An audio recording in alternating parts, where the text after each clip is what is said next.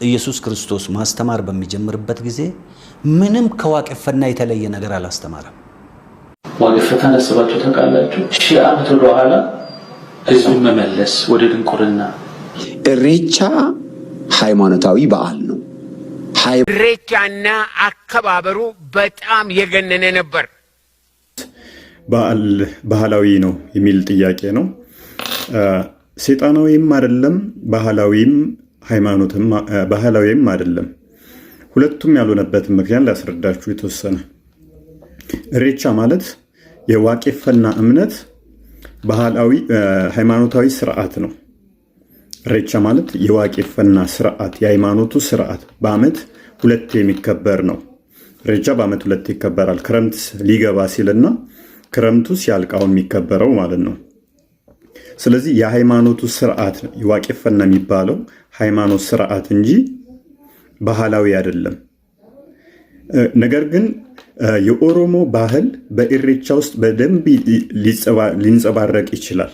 ኢሬቻ የሚያከብሩ ሰዎች ባለባበስ ምናምን ነገር ባህላቸውን እዛ ላይ በጣም ያንጸባርቁታል እንጂ ኢሬቻ ራሱ ባህል ሳይሆን ሃይማኖታዊ ስርዓት ነው። ልክ በኦርቶዶክስ ጥምቀት ስንል ጥምቀት ባህል አይደለም፣ ነገር ግን የሃይማኖቱ የኦርቶዶክስ ሃይማኖት ስርዓት ነው፣ የሚከበር በዓል ነው። እንደዛ ማለት ነው። ኢሬቻም በዋቄፈና እምነት ውስጥ የሚከበር ዓመታዊ በዓል ነው። በዋቄፈና እምነት ውስጥ ወደ 27 በዓላቶች አሉ።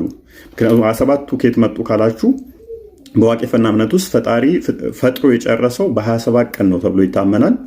የመጀመሪያ የተፈጠሩት የሰው ዘሮች ደግሞ በክርስትናና በእስልምና አዳምና ሔዋን ናቸው። በዋቄፈና ደግሞ ለመጀመሪያ የተፈጠረው ሆሮ ይባላል።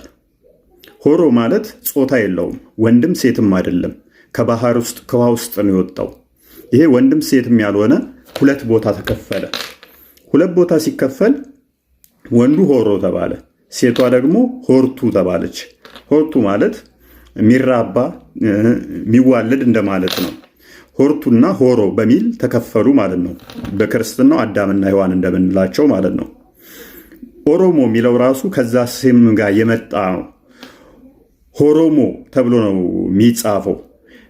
ግን በኩሽቲክ ሲነበብ ቫውል ከኮንሰናንት ኤች ጋር ሲመጣ ወይንም ደግሞ ኮንሰናንት ቫውልን አስከትሎ ሲመጣ ኤች አትነበብም። ስለዚህ ኦሮሞ ይባላል እንጂ ሆሮሞ ተብሎ አይነበብም። በዛ ምክንያት ከጊዜ በኋላ ግን ኤች እየቀረች ሲጻፍም ኦሮሞ ተብሎ መጻፍ ጀመረ ማለት ነው።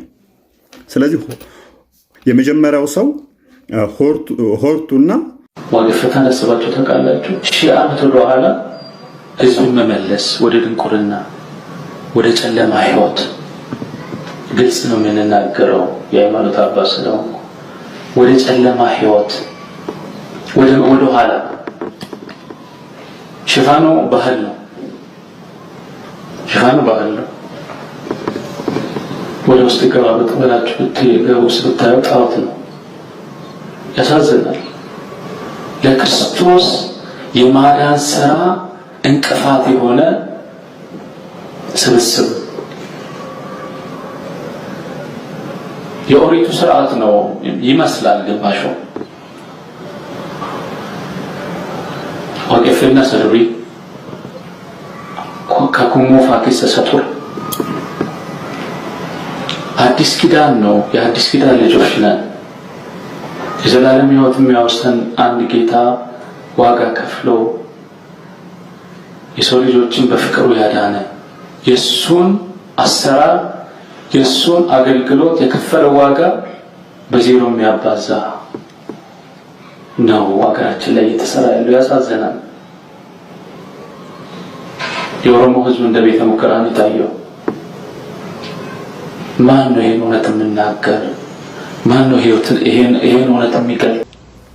ዛሬ ግን በቅርብ ጊዜ ወዲህ በምድራችን ከምን ጊዜም በላይ እየገነነና ትልቅ ትኩረት እየተሰጠው ስላለው ስለ ኢሬቻ ይሆናል።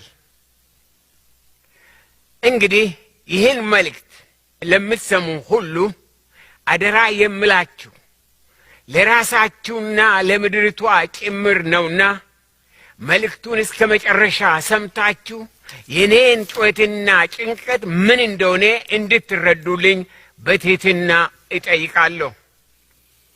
እኔ ቄስ ቶለሳ ጉዲና እባላለሁ። የተወለድኩት በወለጋ ክፍለ አገር በግንቢ አውራጃ በደንጎሮ ዲሲ በሚባል ሲሆን ያደግኩት በአቦ ጮንጌ አካባቢ፣ የተማርኩት በቦጂ ድርመጂ አንደኛ ደረጃ ትምህርት ቤት ነው። በብዙ አሳዛኝ ሁኔታ ቤተሰቦቼ ተሰደው ወደ ባቦ ከመምጣታችን በፊት እኔ በተወለድኩበት ገጠር እሬቻና አከባበሩ በጣም የገነነ ነበር። የአካባቢው ሰዎች ከቅርብም ከሩቅም ለጋ ቅጠልና የሚሰዋ እንስሳ ይዘው በህብረተሰቡ ዘንድ እጅግ ብዙ ናቸው። ከሐዲስ እንዘረዝራቸው። አንቺ ግን እንዴት ነሽ? የለሽም ጭማሪ ትኖሪያለሽ እንጂ ስታስምሪ በነፍስ ልሳንሽ በመንገድሽ እንዳትፋምናለሁ አንቺ ልጅ ነኝና ከነፍስ በነፍስ ልሳንሽ በመንገድሽ እንዳትፋምናለሁ አንቺ ልጅ ነኝና አንቺን ስም ተማጽኖ አንቺን ስም ቀድሶ አንቺን አመስግኖ አንቺን አወድሶ የተጠቀመ እንጂ በረከት አግኝቶ አልታየም እስካሁን የተጎዳ ከቶ።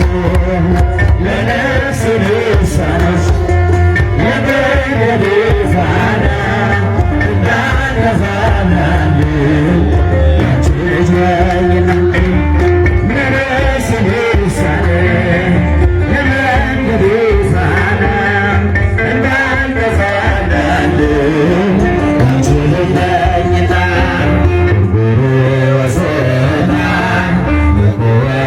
ዮሐንስ አትናቴዎስና ባስልዮስ አባ ኤፍሬምና አባ ጊዮርጊስ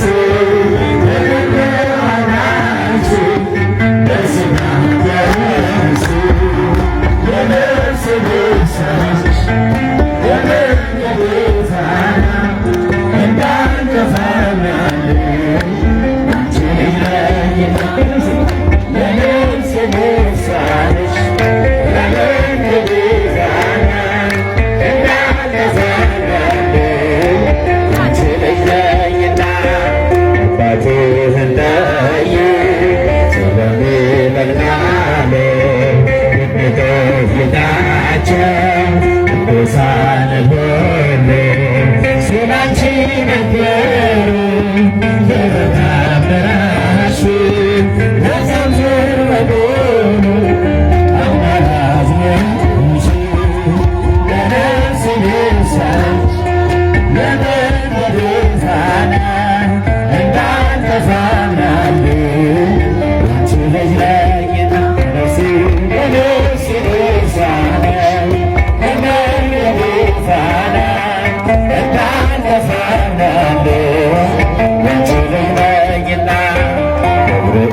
ከሰማይ ኤልሳቤጥ በምድር አንድ መሰከሩ ስለ ድንግል ክብር። አንቺ ሰው የተጠቀመ እንጂ የተጎዳ ሁሉ ለነፍስ ልሳነ